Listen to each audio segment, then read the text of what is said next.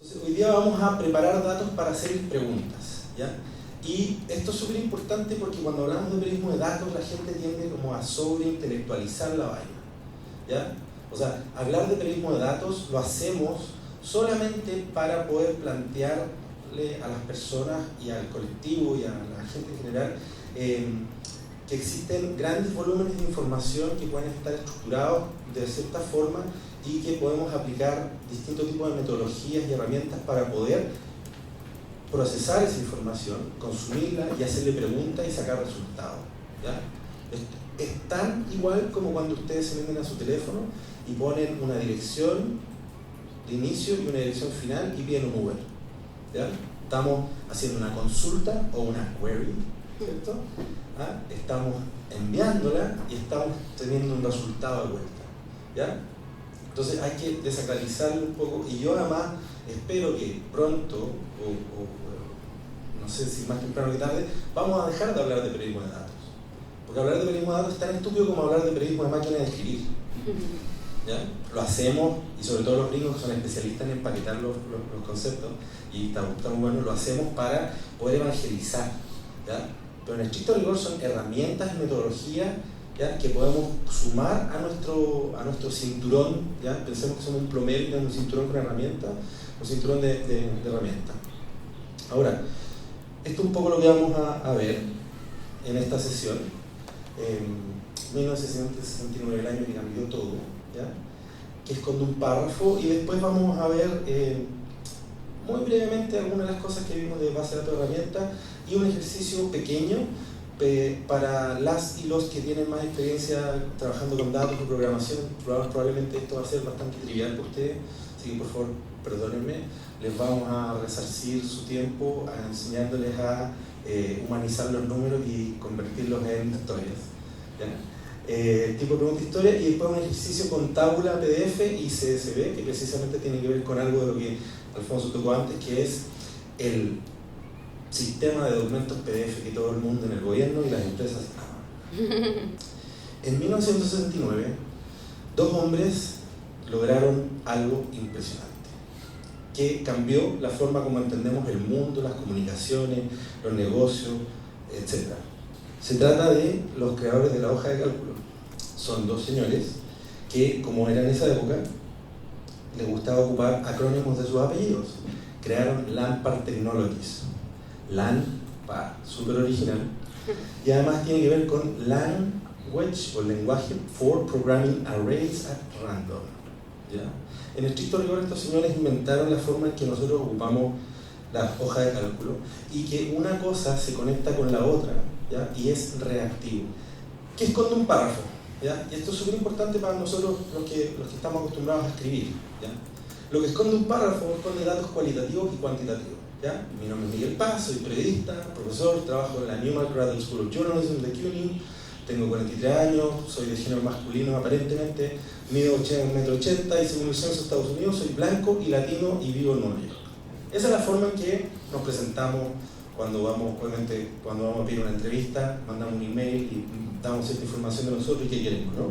Tenemos el nombre de una persona, tenemos su profesión, ¿ya? Su trabajo, lugar de trabajo, edad, género, altura, raza o etnia y locación, ¿no? Entonces podríamos también, eso que en un párrafo también podríamos escribir de una forma una lista.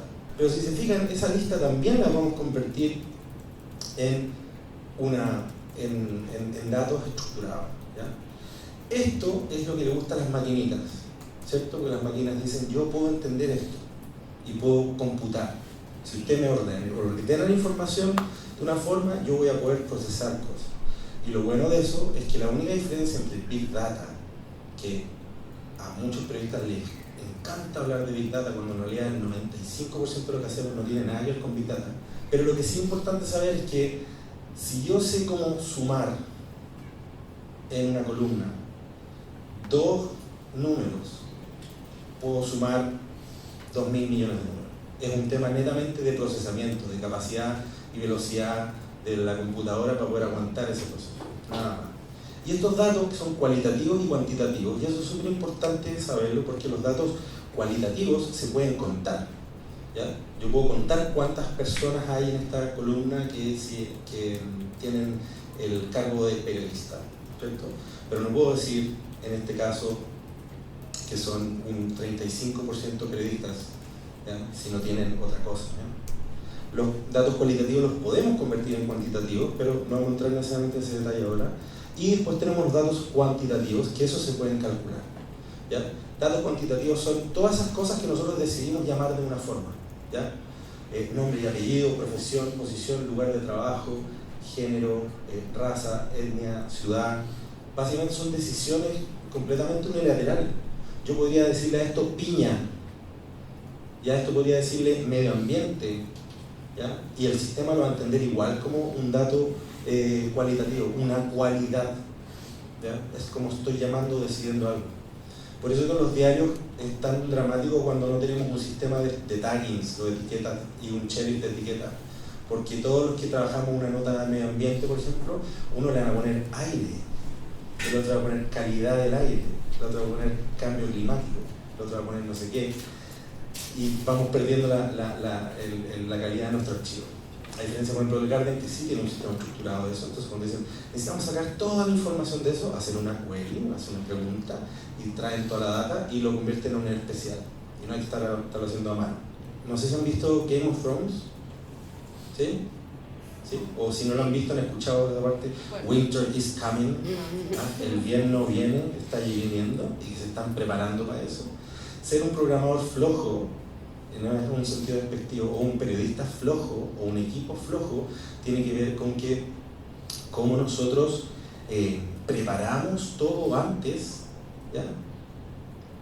Y nos ponemos de acuerdo en estar en acuerdo, que nos organizamos de esa forma, para que después, cuando estemos con el avión en el aire y hay algún incendio, sepamos cómo resolverlo, ¿ya? Eso parte por cosas como que estamos de acuerdo que todos los archivos se van a llamar año, guión, mes, guión, día, guión, nombre descriptivo. Estamos de acuerdo que no se van a llamar final, este sí que es final, versión, final, caplock, ¿cierto? Estamos de acuerdo que vamos a tener un flujo de trabajo y historial de versiones, de cambios. Que cuando llegamos al maravilloso resultado de esa visualización que resume todos los datos que ustedes consiguieron, usted va a poder, tanto para un editor, como para un colega, como para la justicia, como para la policía, o como para un experto que quiere ver cómo usted llegó a ese resultado, poder desandar el proceso, lo cual significa que tenemos que documentar nuestro proceso. Por lo tanto, a los Hansel y Gretel no puede ser pan, tiene que ser piedra. Los pájaros van a comer el pan, ¿cierto? Entonces significa que tenemos que llevar un diario de datos, que es como querido diario. En la hoja 1 están los datos crudos, los queridos diarios. En la hoja 2 copié los datos crudos, los pegué ahí y los formateé. Querido diario, para todos los pasos que se tomaron, ¿ya? Y ahí es donde viene más adelante, cuando uno tiene más experiencia, la bondad y lo maravilloso de los lenguajes de programación y de ciertas herramientas que permiten hacer una trazabilidad del proceso de computación y de trabajo con datos como Python o R, JavaScript, lo que sean, y los notebooks o libretas de trabajo con datos.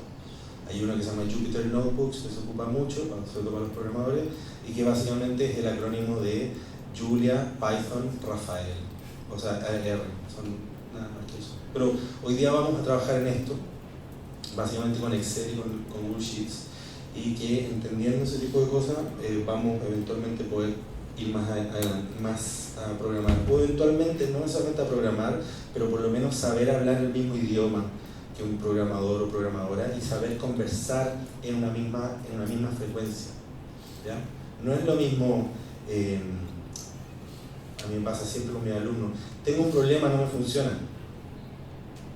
A mí, para yo poder reproducir el error y el proceso que tuviste, no me sirve que me digas tengo un problema, no me funciona. Necesito que me digas en el archivo tanto, en la hoja tanto, en la columna tanto, hice esto y me arroja este error, y después traté de hacer esto otro y no me funcionó, y estoy en un computador Windows 98 con Excel del año 1995, etc.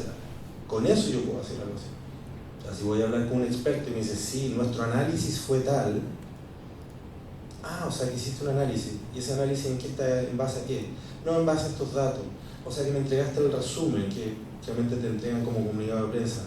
¿Me podrías dar acceso a los datos y a la metodología que ocupaste para yo poder hacer para poder hacer mis propios cálculos? Porque el punto central también de esto es que esto permite que seamos menos expertos dependientes, ¿ya? Sobre todo para los que, por ejemplo, tú que trabajas en televisión y que te toca entrevistar gente, ¿no? Trabajar o tener ciertas habilidades de datos te permiten dos cosas súper importantes. La primera es que cuando te mandan algo, no comerte el bulo, no comerte la versión nomás, sino que puedes decir, sí, o sea que el 70% de los panameños está de acuerdo con esto, ok, ¿de cuánto es la muestra de la encuesta? Fueron 300 personas por teléfono, ok, tu encuesta vale callampa. O sea, podemos decir que esta es una foto de hoy día, pero yo no voy a ser responsable de difundir desinformación y propaganda diciendo que esto es algo que sirva para proyectar y hacer un análisis para las elecciones. Porque la muestra es tan pequeña que, si bien es estadísticamente significativa, la probabilidad de que cambie es muy alta, ¿ya? Es como decir que entrevisté a 200 panameños hoy día y les pregunté cómo estaba el clima, si estaba bonito o estaba frío. El 80% me dijeron que está bonito. Ok, yo con eso no puedo titular, el 80% de los panameños dice que o cree que el clima va a estar bonito durante los próximos 6 meses. Y sin embargo hacemos ese tipo de cosas. Somos cómplices involuntarios, producto de nuestra falta de conocimiento de ese tipo de cosas, de difundir desinformación, propaganda y gente que está haciendo negocio, ya sea políticos o económicos al respecto. ¿A quién no le ha pasado que le ha llegado el clásico estudio de alguna universidad que suena como a Harvard, pero es como Charvard o algo así, y que dice que según este estudio, el 80%, o sea, está demostrado que si uno consume 2 litros de cerveza diarios va a estar más saludable? ¿Ya? ¿Cuántos de esos vemos en la prensa cotidianamente a nivel internacional?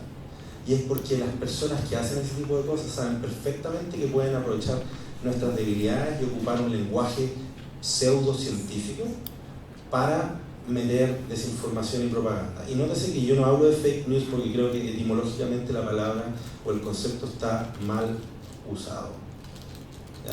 Son mentiras, son intentos de desinformar, intentos de difundir propaganda, intentos de engañar a la gente. No son noticias falsas. Entonces, estamos acá, datos cualitativos y cuantitativos estructurados en formatos legibles por máquina. Y aquí viene la parte maravillosa para los que somos periodistas. Este es un ejemplo que no es mío, es de Michael Bauer, un amigo que descansa en paz, se murió corriendo un maratón, que me mostró esto y entendí, primera vez que entendí. Si yo sé que esto es una columna y que las columnas se nombran con una letra, la columna A, B, C, D, E, etc.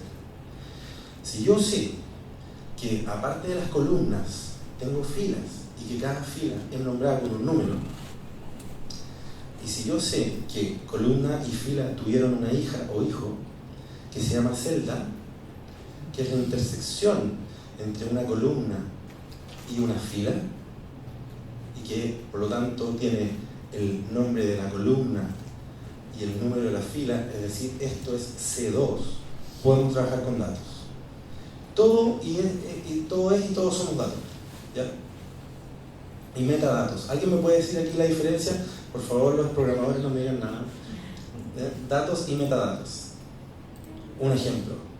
Conocieron a alguien el fin de semana y le contaron a su mejor amiga o amigo de esa persona. ¿Qué le dijo usted?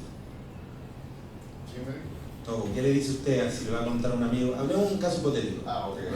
Conoció a alguien el fin de semana y le cuenta a su amigo sobre esa persona. ¿Qué le dice? Bueno, mira que este fin de semana salí, estábamos en Boquete, conocí a personas, me agradó conversar, hablamos de diferentes temas. Mira, me agradaría presentarte. Y también dice, ¿y cómo era? Y como era, bueno, era alta, cabello castaño, Empezaste a dar características, ¿cierto?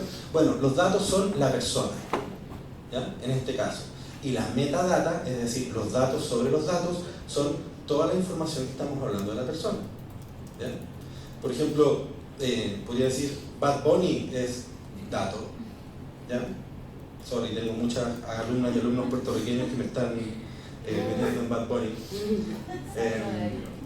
Y todos sus álbumes, las canciones de los álbumes, los beats, BPM, la duración de las canciones, los invitados a participar en las canciones, etc. Todos esos son los metadatos de Bad Bunny. Por lo tanto, datos y metadatos son una cosa u otra dependiendo de qué es lo que uno decide tomar como dato principal. Y data básicamente viene del latín, que es datum, es decir, una información a partir de la cual se pueden extraer inferencias. Por eso les pongo siempre el ejemplo de alguien a quien uno conoce, porque y usted fue bastante caballero y cínico cuando nos respondió, porque uno va y le dice al amigo, oye, conocí una mujer el fin de semana que era así, y así, y así. Uno no dice pelo castaño, caucásica, 1,80 m de informe policial, ¿no? Porque uno lo que quiere hacer es que el dato y los metadatos generen conocimiento, ¿cierto? Que signifiquen algo. Aquí un ejemplo, la constitución de un país, un documento, está lleno de información, y esa información nosotros podemos estructurarla en una lógica de datos. Tiene texto, tiene, bueno, eventualmente, en este caso no, pero podría tener imágenes, tiene una fecha de creación, tiene un autor o autores, tiene un número de páginas y palabras escritas, tiene, por ejemplo, cantidad de palabras que se repiten. ¿Cuál es la palabra favorita, por ejemplo, de Nito Cortizo? Claro. O, por ejemplo, cuántas veces el presidente de Chile tuitea con la palabra Dios, ¿cierto? Tiene un formato, está almacenado en uno o más lugares, tiene a lo mejor un tipo de licencia o propiedad intelectual o patente, y trata uno o más temas particulares, ¿ya? Todo eso son datos y metadatos. La Constitución, o en la primera página de la Constitución, nuestros datos, y todas las cosas que están adentro son los metadatos que estamos viendo. Ejemplo, los tweets de los candidatos. Esta es una herramienta que se llama Workbench Data, que se los voy a mostrar en un ratito.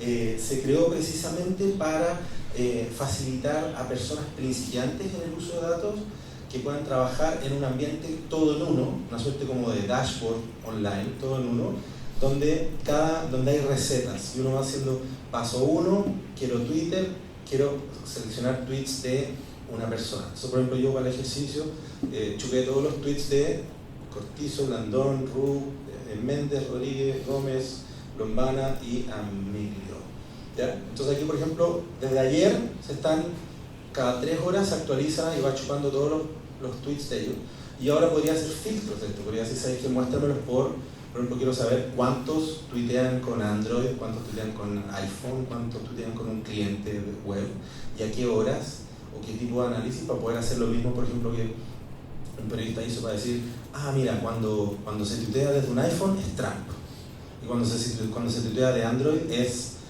su equipo. Por si fijáis, por el lenguaje, todos los tweets que vienen de Android son más someros, más responsables, más depurados, mientras que los otros no, ¿ya? Pero además podríamos ver, por ejemplo, la gente que tuitea sobre ellos, para ver cuánto, si es que existen patrones, etcétera, etcétera. Y esta herramienta, de hecho estoy colaborando con esto y tratando de ver si lo van a poder hacer en español, si se hizo todo un set de introducción a periodismo de datos, ¿ya? Con la herramienta, y que tiene distintas recetas, ¿ya? Y de hecho en 2 minutos pueden empezar a trabajar en algo muy entretenido, y es gratis, ¿ya? Lo único es que se tienen que crear una cuenta. Y lo otro que tiene muy bueno, sobre todo esto le va a gustar a nuestro team de programación acá, es que básicamente cada receta que yo hago es como un workflow, ¿ya? Entonces digo, paso 1, 2, 3, 4, 5, 6, 7, 8, 9 y lo guardo, se convierte en un workflow completo, como un script, ¿ya? Y yo puedo compartir ese workflow de manera privada o pública con otras personas para que lo reusen, es decir, lo clonen, o puedan darme datos o compartir, o puedo agregarlos como colaboradores.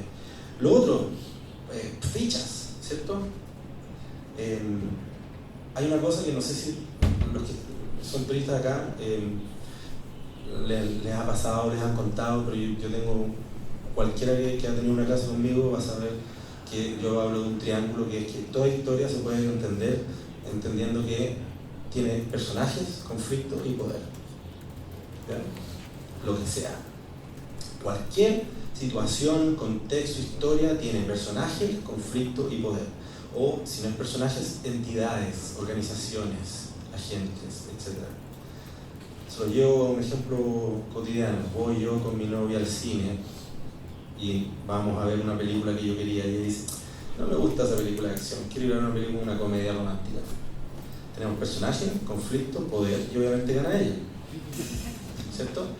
Pero en este caso, cuando hablamos de política, por ejemplo, ¿qué es lo que nos interesa? Socios, sociedades, amistades, educación.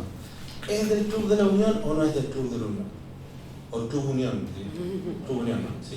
Entonces, saber, por ejemplo, todo ese tipo de información de quién es, con quién está casado, qué clubes está, si participa o no en organizaciones cívicas, si dona o no a fundaciones, si tiene o no distintas cosas, no significa que nos va a dar un resultado inmediato, pero son elementos que nos van a ayudar a hacer migas de pan para distintos casos. ¿Ya? Yo partí en Chile con una cosa que se llama Poderopedia.org, que básicamente mapea quién es quién en la política y los negocios en Chile, que después se expandió a Colombia y después a Venezuela, ahora solamente existe en Venezuela, y la razón de eso fue porque la élite chilena es muy endogámica, ¿ya? Se casan entre ellos, visten igual, piensan lo mismo, incluso hay como subsets, está como los super de derecha Opus Dei, los super de derecha Legionarios de Cristo, los hijos de ellos que son supuestos progres liberales, porque estudiaron en Harvard o en Londres o no sé qué, pero son más o menos parecidos. Después están los negritos de Harvard, le dicen a los que no son de la clase alta, sino que se hicieron a sí mismos, etcétera, etcétera. Y cada uno de esos grupos tiene ciertas composiciones. Pero independientemente de eso, el 60% de la gente de la clase dirigente de Chile, tanto en el ámbito económico como político como en general, proviene de 5 colegios privados. Eso equivale al 0,03% de todo el sistema educacional primario y secundario en Chile. Lo cual significa que para mí es muy importante, como dato, que alguien me diga que viene del Verbo Divino, uno de esos 5 colegios, o del Grange, o del St. George. Porque significa que aunque sea el más imbécil de los imbéciles, tiene la vida resuelta. ¿Ya? Que su camino está ahí. Porque la red es lo que determina si vas a entrar o no, si te van a tener apoyo o no, si vas a poder tener más cosas que otros o no, si la vida se te va a hacer más fácil. Por lo tanto, cuando yo estoy reportando política y negocios y quiero saber por qué las cosas ocurren de una forma y no de otra, tener esos antecedentes de conexiones me sirve para decir, ah, mira, justo se aprobó esta ley y pasó esto. Lo pueden buscar con Wayback Machine, que es una herramienta de Internet Archive que te permite ingresar a un sitio web y ver sus distintas versiones, cuántas veces se ha actualizado y tal. Entonces con eso entré a poder ver el sitio que era candidatos2014.prensa.com y ahí. Y esto les sirve sobre todo además cuando ustedes ingresaron a un sitio web del cual sacaron información sobre un directorio, por ejemplo, ¿ya? O de algo. Aquí está la foto del presidente de la fundación con no sé quién, y resulta que ustedes citan esa foto y no le sacaron el pantallazo a la página. Uno siempre tiene que sacarle screenshots a las páginas. Y tu jefe te dice, oye, publicamos la nota y el sitio lo bajaron. ¿Dónde está la prueba? Bueno, Wayback Machine les puede llegar a salvar de ese entuerto. Entonces, como hablábamos, el objetivo es desbloquear conocimiento, o sea, conseguir conocimiento, obtener información que nos permita hacer y responder preguntas relevantes.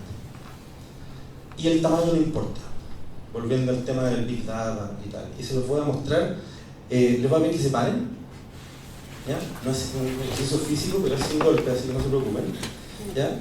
Y por favor, saquen su teléfono al bolsillo y sosténganlo en la mano, ¿ok? Entonces, ahora, los que tienen un iPhone, por favor, agrúpense a mi izquierda. A mi izquierda, a mi izquierda. A mi izquierda, a vuestra derecha. ¿Ya? Perfecto. Y los que tienen Android, agrúpense a mi derecha, o sea, para allá.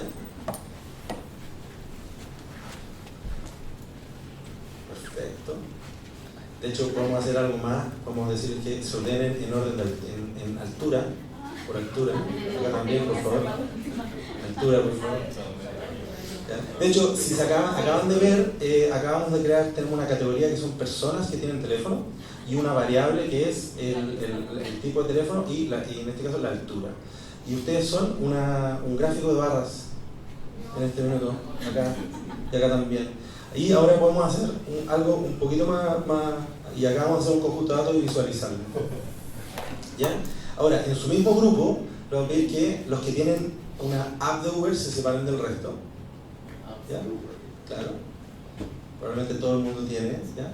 Pero ahora, los que tienen Uber y una aplicación de citas, sepárense del subgrupo. Tinder, una. Si tiene 4 también puede sumarse. Ya, ¿quiénes tienen Uber y una aplicación de citas? Nadie. Entonces eso me acaba de decir que yo ahora tengo que ir a ver las estadísticas del equipo de datos de Tinder, porque ellos tienen el equipo de datos, el CoinKeeping también, para ver cuál es el comportamiento de consumo de apps de Tinder y ese tipo de citas románticas en Panamá, para ver si ustedes son una tendencia o son un outlier. Entonces acabamos de ordenar, filtrar y agrupar datos en categorías para hacer un gráfico. Se pueden sentar. Un aplauso a ustedes.